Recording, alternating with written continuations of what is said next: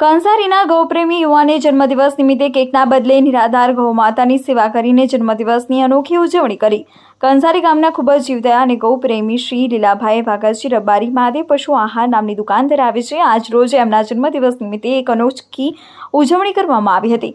ગૌ માતા બચાવો અભિયાનના ગૌભક્ત શ્રી વસંતભાઈ દેસાઈ પાવડાસરની પ્રેરણાથી સૌ યુવા મિત્રો સાથે મળીને નિરાધાર ગૌમાતાઓને લીલા ઘાસચારાની વ્યવસ્થા કરીને ગૌસેવાનો એક ઉત્તમ કાર્ય કરી રહ્યા છે। આજ રોજ તેમના જન્મદિવસ નિમિત્તે ગામડાઓમાં ફરતી નિરાધાર ગૌમાતાઓને એક દિવસનું ભોજન અને ગાડી લીલાચાર અર્પણ કરીને પોતાના જન્મદિવસની યાદગાર બનાવ્યો હતો। મિત્રો, આ લીલાભાઈએ દરેક યુવા મિત્રોને એક સંદેશ આપે છે કે આપણો જન્મદિવસ આપણા નજીકની કોઈ પણ ગૌશાળામાં જઈને મનાવવો જોઈએ, જેથી કરીને ગૌમાતાઓને પોષણ મળી રહે અને આપણી હિન્દુ સંસ્કૃતિ, આપણી જૂની પરંપરા જળવાઈ રહે અને આપણી આવનાર યુવા પેઢી આવા સેવાકીય કાર્યો જોઈને ગૌ સેવા તરફ વળે।